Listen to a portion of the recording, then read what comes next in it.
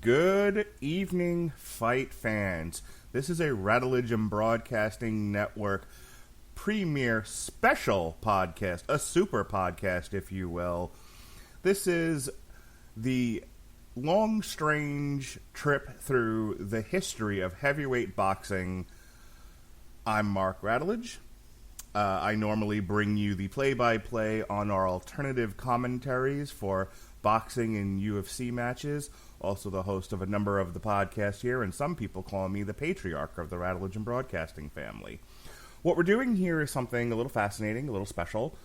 I was asked by one of the friends of our network here to do sort of a historical perspective on a subject matter that is near and dear to my heart, heavyweight combat sports, specifically the history of heavyweight boxing champions.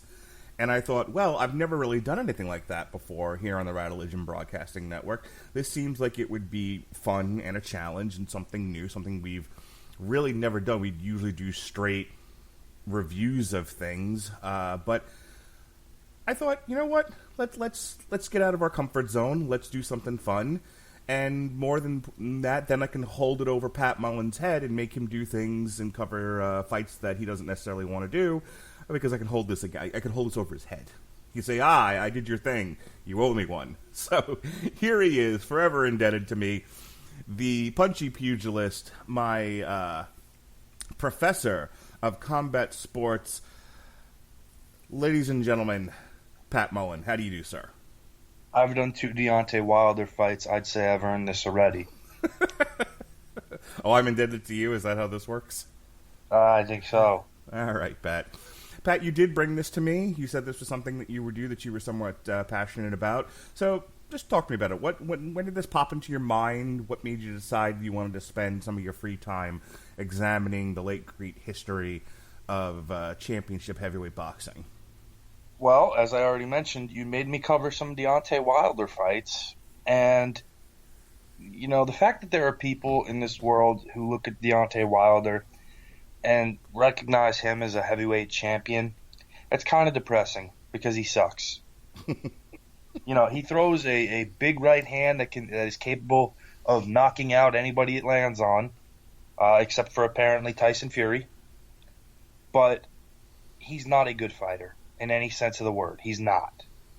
And knowing that he carries something that people recognize as a heavyweight championship kind of makes you long for the days of guys who really could go. And the thing with the heavyweight champion of the world is that, especially when there was one heavyweight champion of the world, is that guy was looked at as no matter what, there may be someone bigger, there may be someone stronger, there may be someone faster.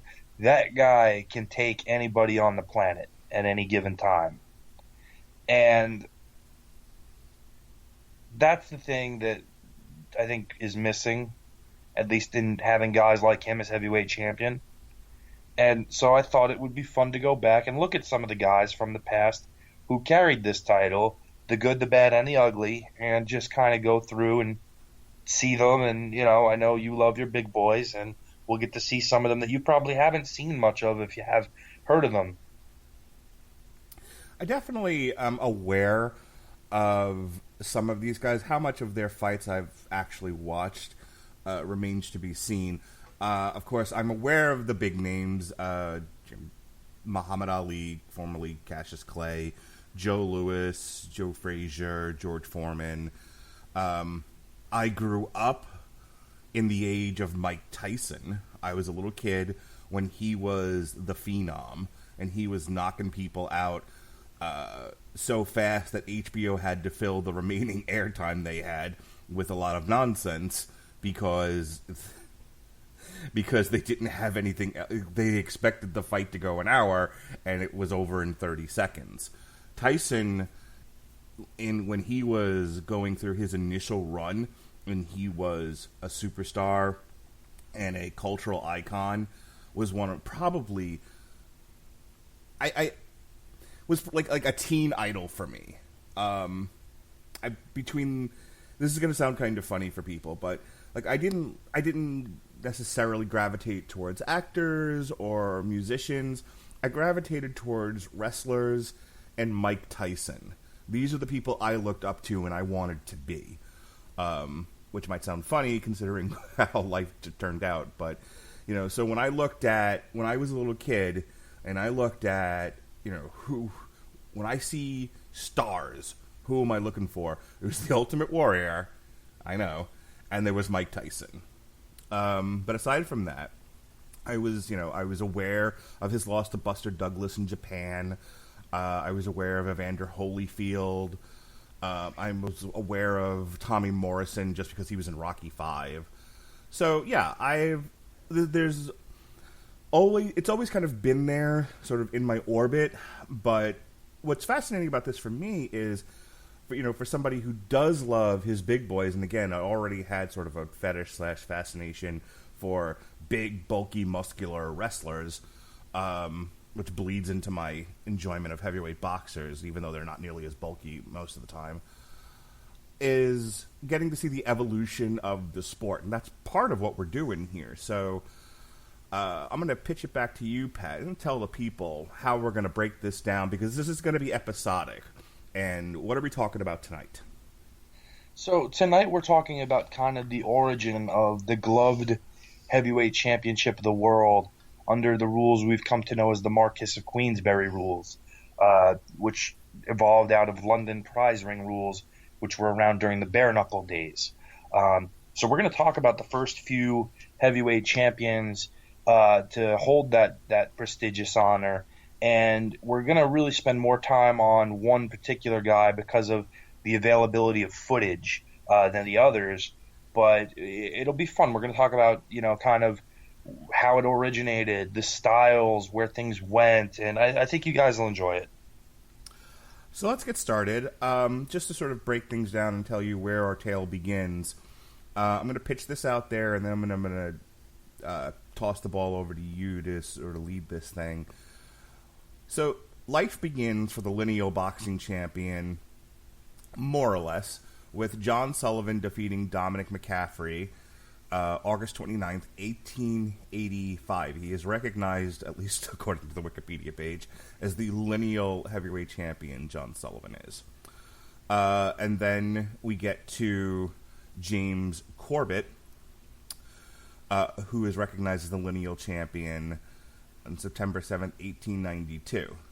And that is the first changing of the gloved heavyweight championship of the world, as Sullivan had won John L. Sullivan had won the Bare-Knuckle heavyweight championship of the world, also called the Police Gazette heavyweight championship of the world, because that was the governing body who oversaw the fights.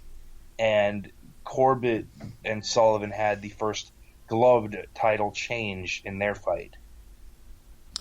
So the first fight you had me watch in preparation for this was actually the Corbett-Fitzsimmons fight of 1897, which Fitzsimmons won, and that was March 17th, 1897. And there's only about 2.5 minutes-ish of footage of this fight. But one of the things that jumps out at me as I watched it was the style and the stance that the two fighters adopted. One, they don't really keep their hands up. They're kind of at the belt line or they're at their sides.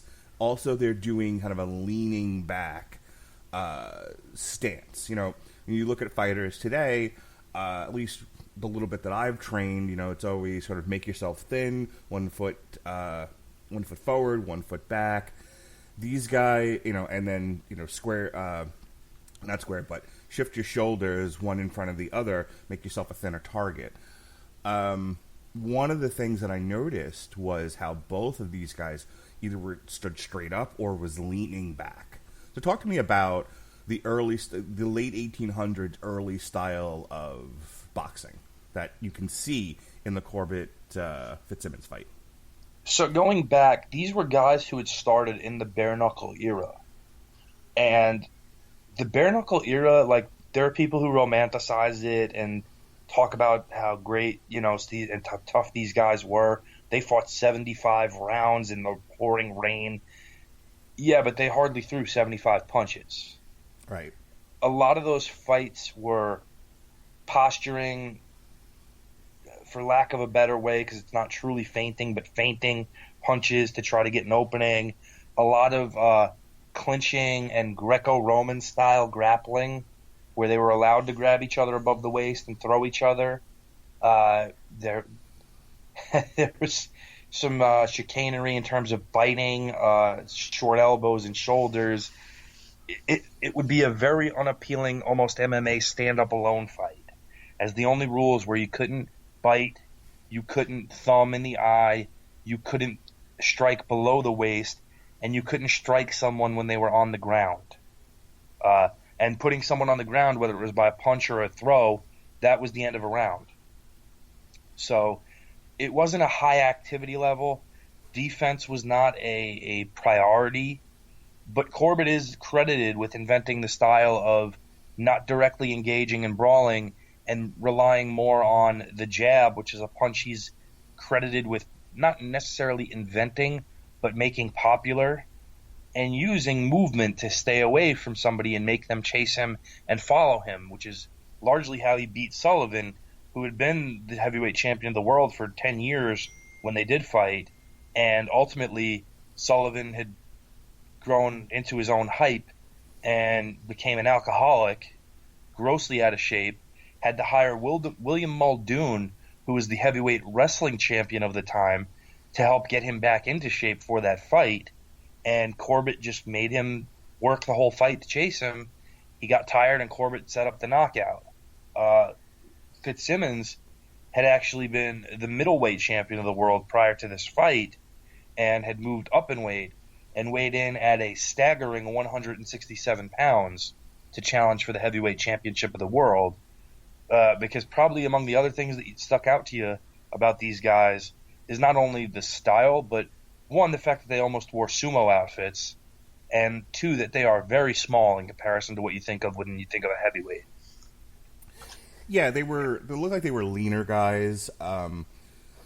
Like when I think of somebody who looks like a heavyweight, obviously we started this whole thing with Deontay Wilder. Deontay Wilder is also and Tyson Fury for that matter are both skyscrapers. They are tall boys, and they are wide in the shoulders. I mean, Tyson Fury. This is why they WWE. One of the reasons why they brought him in. He looks big. When you see him on camera, you're like, that's a big guy. And some fighters look deceptively smaller or bigger than their weight class denotes, but there are just some guys you look at and go, no, dude, you're huge. And these guys, when I was watching this little bit of footage that's on YouTube, the Corbett Fitzsimmons fight, and then we're going to talk about in a moment the Jeffrey Fitzsimmons fight. Yeah, the first thing I noticed was that they are not wearing shorts as such. They are wearing almost like wrestling trunks. You said some of them look kind of like sumos. Sumo, I guess they're called wraps, diapers. I'm not really sure what the correct terminology is, but yeah, that was it was a lot of movement. And then it was so funny because I'm watching this and it's like they're moving. There's a lot of circling, and it almost comes across like you mentioned MMA. It very similar to that. There was a lot. They would almost. I couldn't call it clinching because it looked more like wrestling at times. And that's born out of that bare-knuckle style. Sure, and that's logical because who wants to take a clean punch to the face? Not to mention the fact that a punch thrown wrong, bare knuckle, will break your hand. So I get it. I get the self-preservation inherent in that kind of a style. And then these things are over in a flash because these guys would get hit, they'd drop, and that was the end of it. And there's a very famous moment in that fight where the knockout happens when Fitzsimmons claims the heavyweight championship, makes history as being the first middleweight champion to claim it, and would also make history one more time by being the first Triple Crown champion because he would move down later in his career and win the light heavyweight championship. But the knockout punch is basically an up jab to Corbett's sternum. And a very famous story behind that where Corbett had been getting the better of Fitzsimmons through this fight. And at a certain point, Fitzsimmons' wife allegedly jumped up and yelled, "Robert, hit him in the slats," which means the sternum, the breadbasket. And he responded with a short, like I said, it's an up jab. It's a jab shot at an upward angle and landed it right at the sternum, which completely knocked the wind out of Corbett, and he just couldn't beat the count. It was fascinating to watch. Let's shift now to Jeffries Fitzsimmons, which takes place in 1889, June 9th, 1889, where Jeffries would take the championship from Fitzsimmons. What can you tell me about this fight, Pat? So Jim Jeffries is basically the first heavyweight who used his size in terms of his style. Jim Jeffries was at his prime about 220 pounds, which for that time frame is huge. And he was a super athlete. He was a high jumper. He was a sprinter. This was a guy who was in incredible shape in his fighting prime. And he, before boxing, was a Boilermaker, which is why he was known as the Boilermaker as a fighter. Kind of a cool nickname, actually. But so Jeffries started as a teenager in terms of fighting. He was real good early on, and he kind of was the first, like I said, power fighter as a heavyweight, where he was able to get guys into exchanges and drop them with power shots, hooks, uppercuts, and Fitzsimmons was no exception. He got in there. Jeffries is one of the first guys who used a more modern style of fighting, and he was one of the first guys who, believe it or not, filmed recreations of his fights, because there were no portions of his actual fights filmed until his comeback from retirement. Jeffries actually retired as heavyweight champion of the world undefeated. He was 19-0-2, and the retired as heavyweight champion first guy to do it because there was nobody left at the time, because at the time they drew the color line, which we'll get to a little more detail, which meant that black fighters were not allowed to fight for the heavyweight championship of the world. He had one fight against a black fighter prior to winning the heavyweight championship. It was Peter Jackson, who was the terror of the Barbados, who had gone 61 rounds with Jim Corbett. Jeffries had actually knocked him out. And it wasn't that Jeffries didn't want to fight black fighters, but that was just the standard of the time. Sure. So what we're getting to here is the real good stuff here, but there's an interim where James Jeffries will relinquish the title in May 13th of 1905 to promote a new fight between two contenders who will become the lineal heavyweight champion on July 3rd, 1905, which is Marvin Hart versus Jack Root. Now, this wasn't part of my homework assignment. Do you have any insight into the Hart-Root fight? Anything? So there were two fights that took place. One was Marvin Hart and Jack Root. The other fight actually involved a Canadian fighter named Tommy Burns. And there were two separate thought processes as far as who was the real heavyweight champion upon Jeffries retiring. And one of them was thought to be Marvin Hart, because Jeffries promoted that fight. Part of it is because Jeffries and Hart were friends and workout partners. The other fight actually happened against Jack Twin Sullivan for Tommy to be recognized as heavyweight champion. And there were two distinct paths. One was that, and one was Marvin Hart. So naturally they matched them together. And Tommy wound up knocking out Marvin Hart to be recognized as the undisputed heavyweight champion of the world, becoming the first Canadian to do it, and becoming the shortest heavyweight champion in history at 5'7". Wow. That gives me hope, Pat. At 5'7", he became heavyweight champion. Maybe I can get in there with Deontay Wilder. What do you think? You know what? If you had said Anthony Joshua or Andy Ruiz, I'd call you crazy. Wilder, just don't get hit with a right hand. There you go. Just duck that right hand. They'll be all right. This leads to once we get through the Marvin Hart and Tommy Burns reigns, we get to December 26th, 1908. And this is really where our story starts to take off here.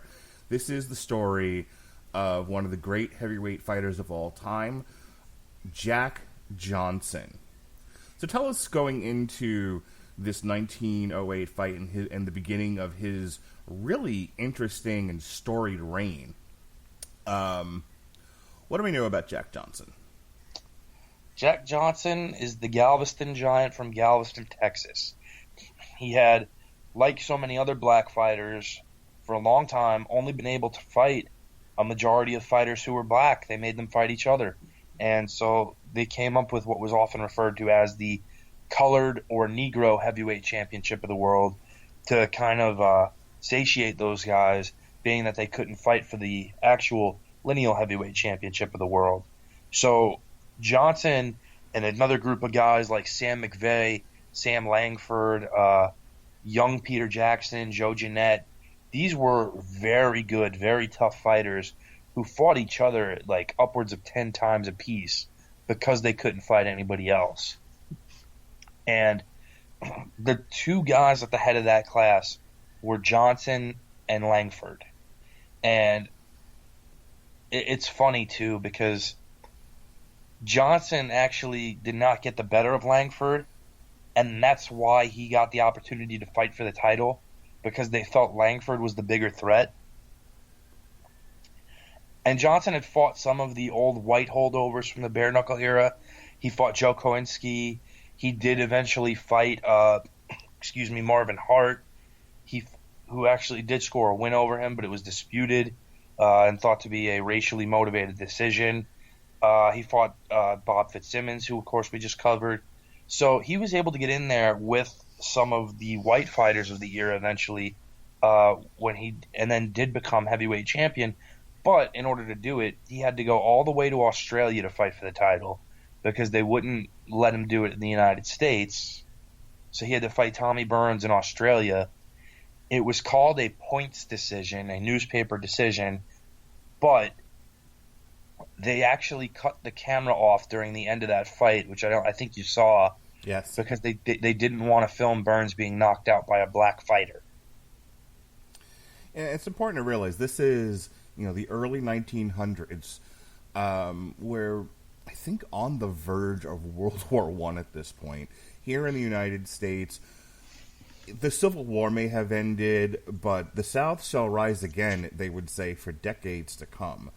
There was very much the feeling of separate but equal, black people over here, white people over here. You shall not mix the races. I mean, I don't want to get off on a tangent here, but when you compare what the people who, and this is why they're regarded as heroes, when you see what the people who violated the color line and etched themselves in the annals of history by becoming champions in both the black and the white areas of the world, of the country. They went through the bullshit they had to go through in order to do it, and the forces working against them.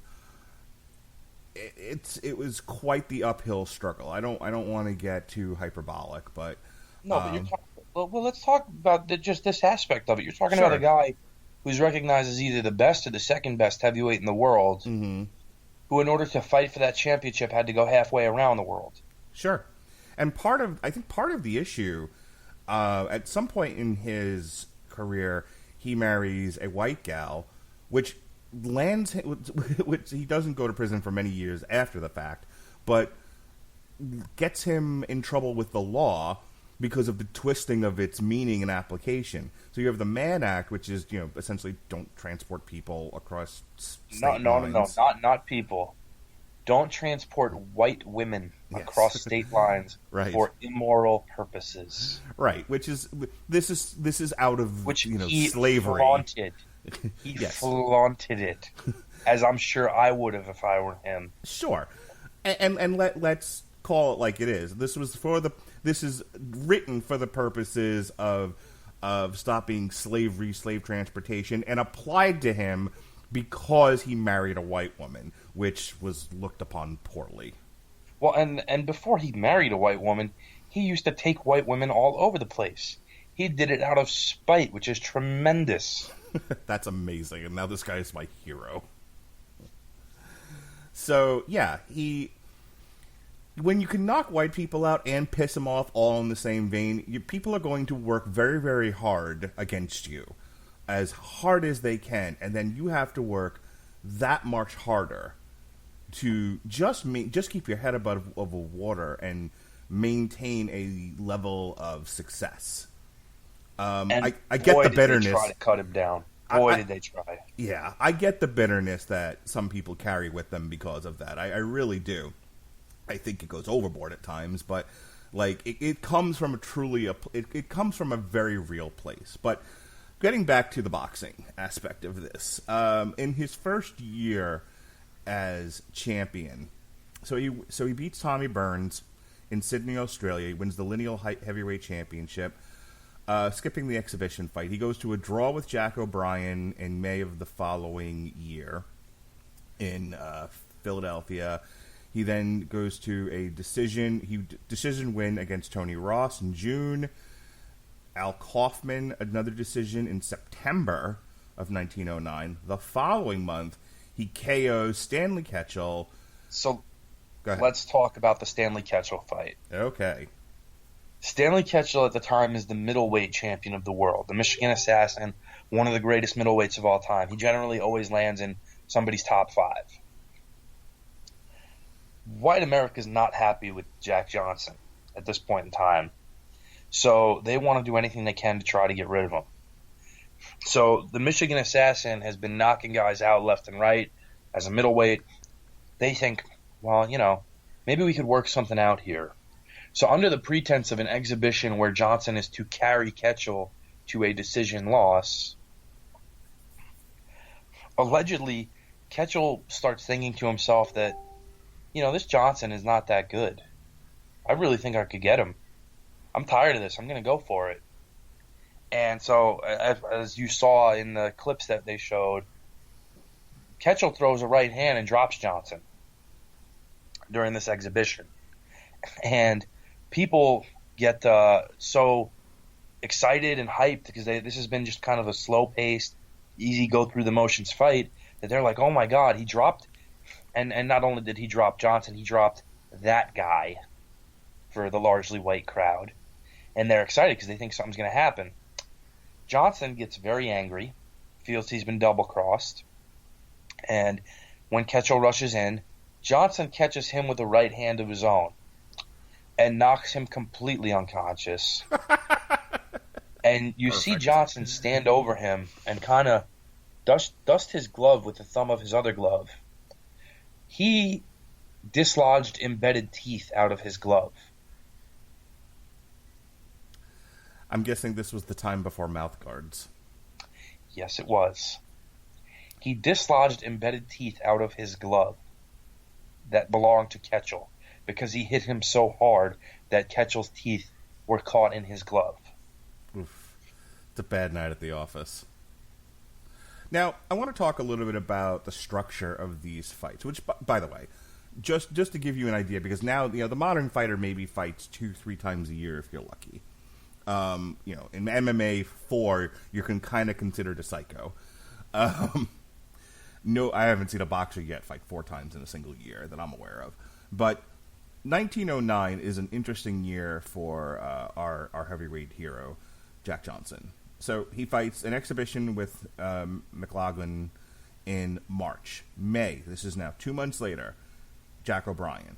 A month later, Tony Ross. 3 months later, Al Kaufman, and he ends the year knocking Ketchel's teeth out a month later. That's 5 fights in 1909. And these rounds, I don't know if you've ever seen, for those listening, the old Bugs Bunny cartoons where he's boxing and it's like round 100, which is an exaggeration. But, the fights we know today are 12 rounds. When I was younger, they went as high as 15 rounds. These are 45 some odd rounds? So, Pat, tell me about the round structure, the timing, and how is it that Jack Johnson could fight almost a half a dozen times in a single year?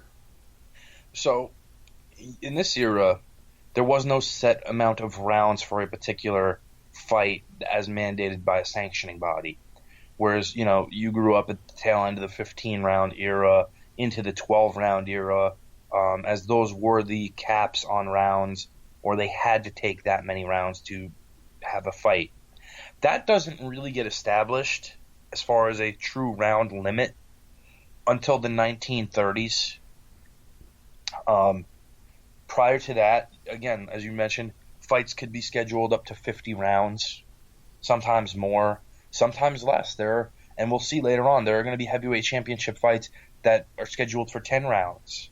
But it all depended on who was negotiating, who was promoting, what the audience demand was. And a lot of times these fights were cut off at a certain point because they felt it was going one way or another, where if both parties agreed to go to however it was scored, it would go to a newspaper decision, it was called, which at one point in time didn't even count as an official decision.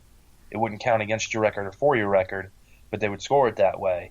And, it's kind of one of those things where it was an act of self-preservation in those days to go to those decisions, because the ultimate goal was still to get the fight to a finish. So, a round is, at this point, 3 minutes still, with 1 minute intervals? Yes. Okay. Yes. So that's 1909, where, again, he fought like a crazy person, had all of these different fights. The rounds for these, and this is an interesting little tidbit here. Let's go back to where it was. There we go. So the exhibition with McLaughlin is 6 rounds. Jack O'Brien draws in 6 rounds. Tony Ross, a 6-round decision. Al Kaufman goes 10 rounds, and Stanley Ketchel gets KO'd in round 12 out of 15. So, no 45 round deals here. The next year, 1910, he has one fight in Reno, Nevada, where he retained against James Jeffries in a TKO in the 15th round out of 45. So let's talk about Johnson Jeffries in 1910, Pat. This is probably the biggest fight in boxing history at the time. There was a lot surrounding Johnson in terms of, and this is where the idea is born of a very famous phrase called the Great White Hope. And basically, they're looking for any which fighter who is white to stop Jack Johnson from being heavyweight champion, because he's beating everybody. And finally, it gets to the point where pleas are made to Jeffries, who had retired on top, to come out of retirement and just end this nightmare once and for all. And Jeffries isn't real interested. He's working as a farmer, enjoying his life, and just kind of taking it easy. Till finally, they throw an absurd amount of money at him, beg him on behalf of the white race to do this. And I don't think Jeffries cared about that part of it. I think he cared about, I'm going to get paid a lot of money, and maybe I can beat this guy. Nobody beat me before. Jeffries is grossly out of shape at the time. And he trains like a madman just to get into shape again, because he's walking around as a fat 250 pounds. not anywhere near his fighting prime, to get into shape, they actually hire him, Jim Corbett, to be in his corner. And Jeffries had fought and knocked out Corbett, and they hated each other.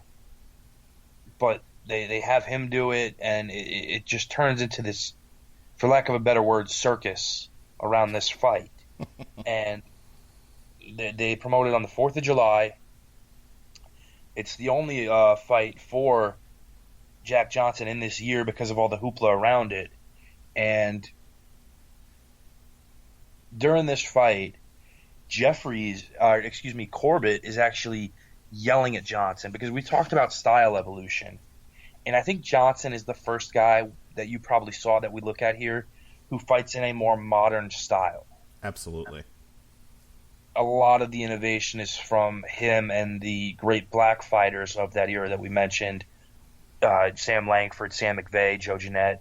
A lot of feinting, head and shoulder fakes, popping a jab, moving laterally, not immediately circling all the way away, but a slight step here, a slight step there, counter punching. A lot of that is born of those guys. And Corbett, who is kind of the father of evasive boxing, is at ringside yelling, "Fight like a man," insert racial epithet here. And Johnson is taunting him back, saying, "I'm just doing like you used to do, Mr. Jim." Perfect. And Jeffries, who is one of probably the early examples of a guy giving everything he had to get back into shape and having nothing when he enters the ring, is probably one of the early examples of that, because Johnson handles him pretty well and beats him and knocks him out.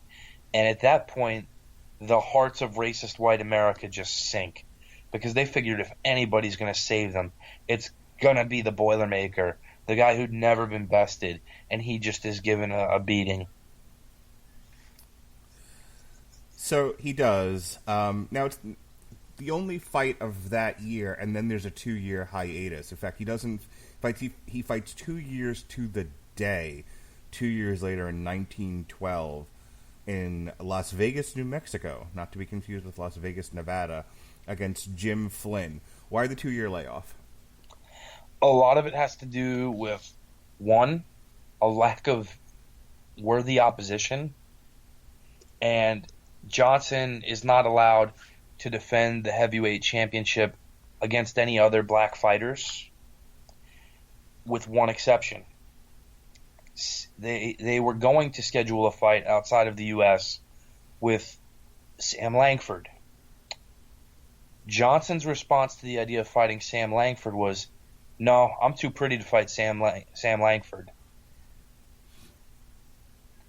Because Langford, who fought all the way from lightweight to heavyweight, is among probably the 5 best pound-for-pound fighters ever. And really somebody that they just did not want to ever fight for that belt. And that included other colored fighters, because of those guys that we mentioned, Langford was just unbelievable. The fact that he was able to beat Johnson multiple times, the fact that he was seen as such a threat across every division, he was a phenom, and I wish more footage existed of him. But that was going to be the only time. And after the Johnson-Jeffries fight, you had race riots happening all over the country. Literally all over the country. There were incidences where you had registered 25 states with riots, and there were at least 20 deaths from them. So you had a lot of censorship happening at that time, where a lot of the states banned showing the film of the Johnson-Jeffries fight. Teddy Roosevelt, who was a huge fan and boxed all the time, wrote an article in the Outlook in which he supported not just moving picture bans on fights, but almost wanted to ban boxing because of all the crookedness and gambling that kind of came around that, and he felt it violated the sport and what it stood for. So was really one of those things where Johnson didn't want to fight Sam Langford. He didn't want to fight any other black fighters because he felt it wasn't worth any money to him. He thought he could make more money fighting white fighters. And when he finally does agree to fight Langford, he wanted Langford to come up with 30 grand for a guarantee to fight in Paris. Go. So he refuses to fight Langford because Langford can't come up with that $30,000. And Joe Jeanette and a lot of African-American fighters were very critical of Johnson, not necessarily calling him an Uncle Tom, but the line that Joe Jeanette actually had printed was, Jack forgot about his old friends after he became champ and drew the line against his own people. And that's an often overlooked part of Johnson as heavyweight champion, and one that a lot of people don't like to bring up because of that. Psychologically, when you're the black guy giving it to the white race, the way Johnson was, not to mention the gimmickry, for lack of a better word, of being the black champion, I don't fault him for being loath to give that up. No, but he was criticized because when he finally did fight a black fighter, he fought Jim Johnson, who had already lost to Langford, had lost to McVeigh, and fought Joe Jeanette 4 times in the span of a year and lost all 4 times. It should be noted here that we often criticize modern boxing for, Tyson Fury doesn't want to fight that guy, and this guy doesn't want to fight that guy, and, you failed the drug test once upon a time, so you're a cheater, and I don't want to fight you, and there are 900 belts, and nobody wants to fight each other. It's good to know that in 1913 this was still happening. This is a tale as old as time, not a recent, not a recent thing among the modern fighters. And a lot of people thought that the fight he had with Johnson was a work because neither guy was giving much of an effort. A lot of thought was taken as why he chose Johnson, and it seems like that's why. Johnson was also from the same hometown, Galveston, Texas. They really weren't going in for the kill at any point. The write-up for it said that neither guy was putting up a fight, and the crowd got pretty unruly over it. So it was declared a draw after 10 rounds, and Johnson tried to say that, I'd hurt my arm prior to the fight, so I couldn't really do anything. And it is what it is. Johnson at this point was more about living the high life and having fun, and doing so outside of the United States where he couldn't be prosecuted, because following the fight with Jim Jeffries, he takes one more fight in the U.S. 2 years later against fireman Jim Flynn, which ended in a DQ because it was broken up fairly quickly. But every fight he has after that is outside of the U.S. because of the prosecution of the Mann Act. Yes, he becomes he leaves the U.S. As you want to do when you are being unjustly prosecuted. He does this to escape a prison sentence, obviously, and he becomes an international terror. He retains the lineal heavyweight champion in the draw against Jim Johnson in Paris, France. He retained the lineal heavyweight champion in a 20-round decision in Paris, France against Frank Moran. And then he'll go on to have one more fight in December 15th of 1914 in Buenos Aires, Argentina, where he has a 3rd-round KO over Jack Murray. And then disaster struck, Pat. Havana, Cuba, April 5th, 1915. Casey strikes out. Jack Johnson is KO'd in 26 of 45 rounds by Jess Willard. Say it isn't true, Pat. Well, it is so, but there's a lot of question as to the validity of it. Jess Willard is a giant at the time. Johnson's name was the Galveston Giant because he stood 6'3" and was 220 pounds of muscle. Jess Willard is 6'6" and a half, 6'7", which is unfathomable at the time. he is a legitimate giant. They initially called him the Potawatomi giant, which is the odd name town he's from in Kansas. But this was a big boy. And he's fought some of the names of the time, but at the time he fights Johnson, a lot of his opposition is nondescript, with very few exceptions. He had fought Gunboat Smith, who was a popular fighter at the time, and lost a decision to him. And other than that, you're looking at names on his resume, and nobody's really standing out as one of the elite fighters of the time. So why he gets this fight is largely due to the fact that he's very, very big. And that's really the long and short of it. Now, no pun intended. The fight takes place in Havana, Cuba, and there's a lot of theories about this. Probably one of the more conspiracy-laden results in any fight you'll ever hear of. Johnson is very clearly a superior fighter to Willard.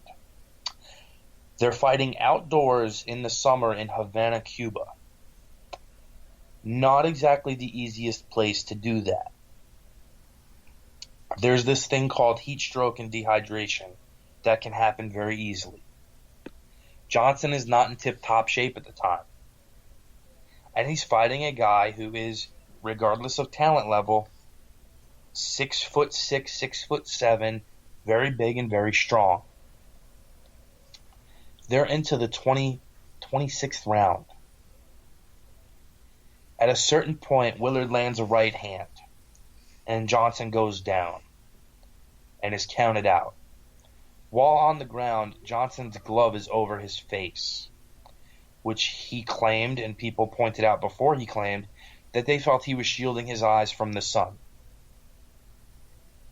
That he took a dive in order to make an agreement with the authorities about getting relieved of some of his legal issues in the United States by virtue of being willing to drop the heavyweight championship. If I remember correctly from the ESPN documentary, there are two things going on here. I think it's one, I think the agreement is take the dive, here's the money, and if you come back to the States, you'll do kind of a hand slap sentence just to say you did it, and you can move on with your life, and we'll just put this whole mess behind us. The second thing, if I'm remembering correctly, the second thing of note, which alluded to the fix being in, was his wife disappears allegedly with the sack of cash prior to this round. Yes. Yes to both. So, he loses by KO, whether it be authentic or fixed. And then, again, as I said before, proceeds to fight overseas for a period of 10 years in Spain and Mexico, largely. He would return to the States in 1920, November to be specific, in Kansas, Leavenworth, Kansas, famous for the prison. And he would have two fights on November 25th. I'm guessing this was like a tournament or something. You want to give me a detail on that? There's not a lot to it. He has these fights after his little slap on the wrist time. A lot of it's not verifiable, which is interesting. Yeah, because I'm saying they're listing two fights on the same date here. Frank Owens, who he KOs in six rounds, on November 25th, 1920. In Leavenworth, Kansas, and then on the same day, in the same place, he goes to a 4-round decision against good old Topeka Jack Thomas Johnson. Yeah, so a lot of what Johnson did after this fight, he had what are technically recognized as professional fights until he was 60 years old in 1938. They basically made the claim that any of his fights after he turned 40 can't be counted on his actual record. He was in what used to be called cellar fighting, which we also know and maybe is more familiar to you as cash fighting, where it's private audience fights for cash. Yes. That are, underground. They do actually have photos of one of these fights. I've tried to find them. I haven't seen them in years. But a lot of these fights are either exhibitions, cash fights, stuff like that that's very unverifiable based on record keeping at the time. And it's one of those things where it just adds to his legend, I feel. So after that, he has 2 more fights in Kansas in 1921, both in April and May. He will go on to continue to win 4 more fights after that. He'll KO Farmer Lodge. I love some of these names, by the way. Farmer Lodge, whose real name was Walter Fakesky, in Havana, Cuba. A few weeks later, he'll decision Jack Thompson. In Canada, February 22nd, 1924, he'll go to a decision with Homer Smith. And finally, his last win for a little while, will be against Pat Lester, who he'll decision in 15 rounds in Mexico, May 2nd, 1926. And then he hits a skid, Pat. He hits a skid of 6 losses right in a row. He's TKO'd by Bob Lawson, decisioned by Battling Norfolk, who, if I have a third child, I'm naming Battling. He'll have another decision loss in Oklahoma to Brad Simmons. Here's a name I hear bandied about hither and thither. Bearcat Wright. Could we just Not take that Bearcat Wright. Ah, damn it. Bearcat Wright's a wrestler, isn't he? Yes, he was a wrestler and manager, but it's not the same guy. God, there are 2 Bearcat Wrights running around in the years of antiquity? What the hell, man? Well, the Bearcat Wright you're thinking of came much later. Okay. So, yes, he will lose in a KO to the second best name on this list, Bearcat Wright. You haven't gotten all the way yet. April 6th, 1928 in Topeka, Kansas. He'll lose a TKO, 6 of 10 rounds in Kansas City, Missouri, to Bill Hartwell. He will... Not the name I was talking about. I got it.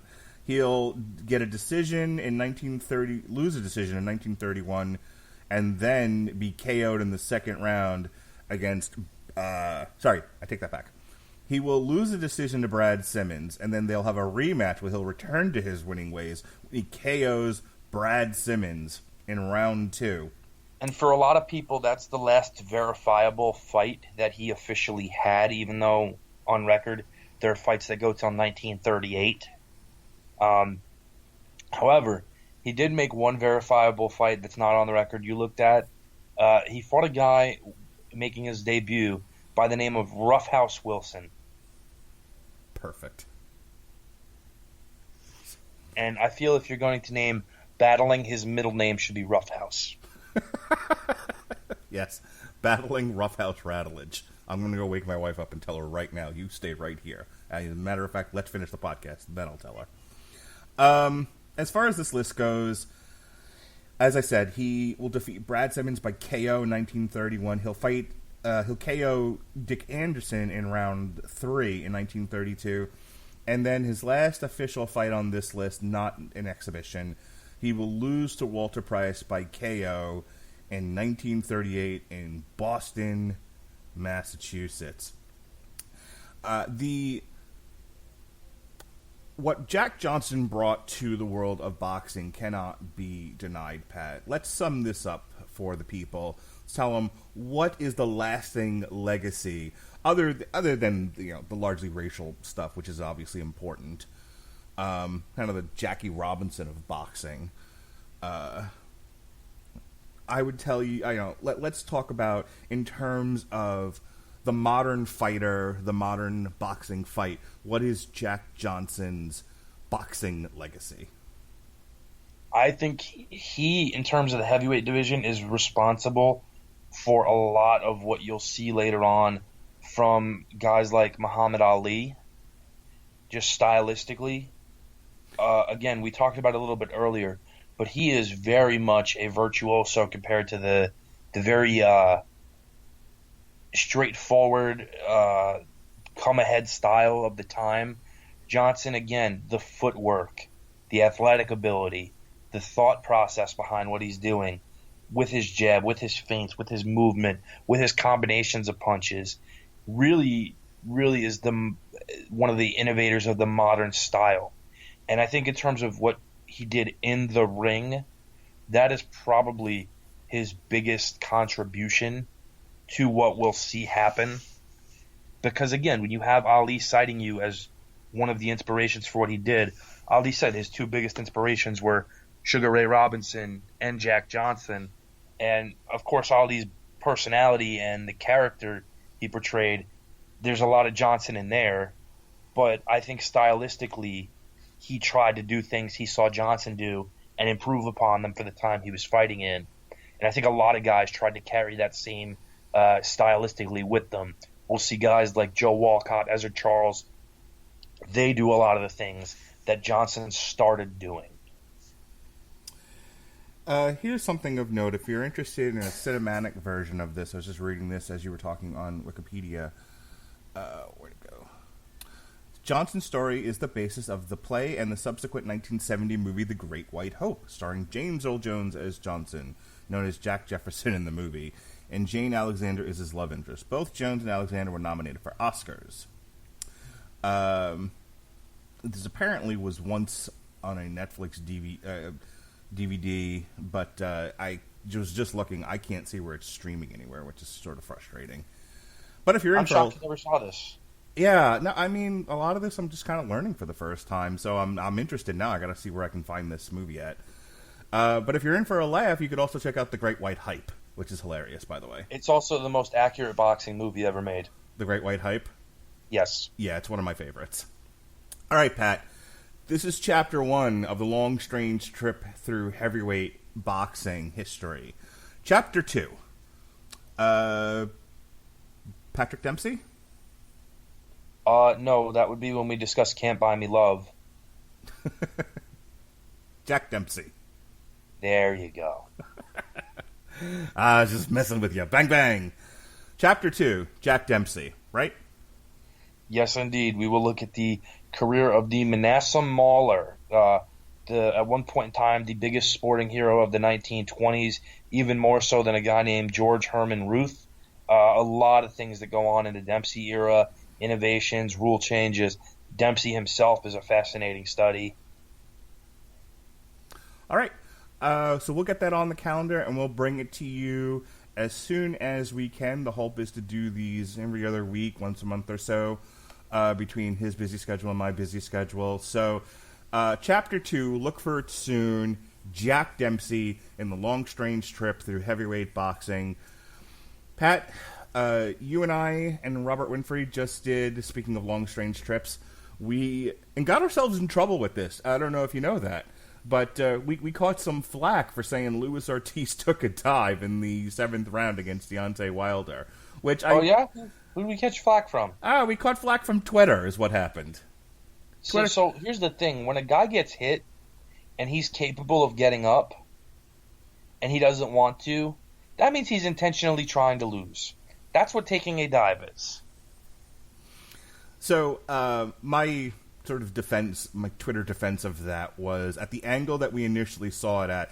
One, it looked like the punch was entirely blocked. When they changed, even Robert Winfrey, who's usually got a very, very sharp eye for these things, was it looked questionable. When they changed the angle, and we're like, oh, it grazed the glove but caught him square between the eyes and above the bridge of his nose. Like, okay.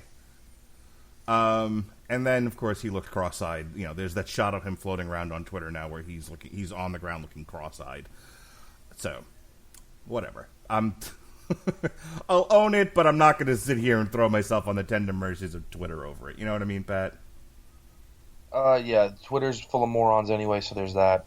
There is that. So anyway, that was Deontay Wilder, Luis Ortiz 2, which is now in our archives. Pat, the whole point of me bringing that up was, what are you doing with yourself? Have you got any more podcasts coming up? No. Fantastic. Anything you want to plug? No. Perfect. So check out, as I said, our archive of Deontay Wilder, Luis Ortiz 2. We've got some more boxing coming up this weekend. Hopefully we'll have John Warback from Boxing and Brews. We've also got Survivor Series reviews coming up and NXT War Games reviews coming up this Tuesday. And a pair of shows dedicated to the Wu-Tang Clan. We've got Wu-Tang and American Saga and Wu-Tang Enter the Wu-Tang 36 Chambers. Check out our reviews of The Boys, Volume 1, The Name of the Game, DMU Hollywood, Ford vs. Ferrari, Dragon Force, Extreme Power Metal, She-Ra Season 4 with the owner of Honeysuckle Rose Creations, Alexis Haina, and finally our TV party review for The Boys, Season 1, brought to you by Amazon Prime. I want to thank Pat for cracking open this book of heavyweight boxing history. We'll see you soon. Be well, be safe, and behave.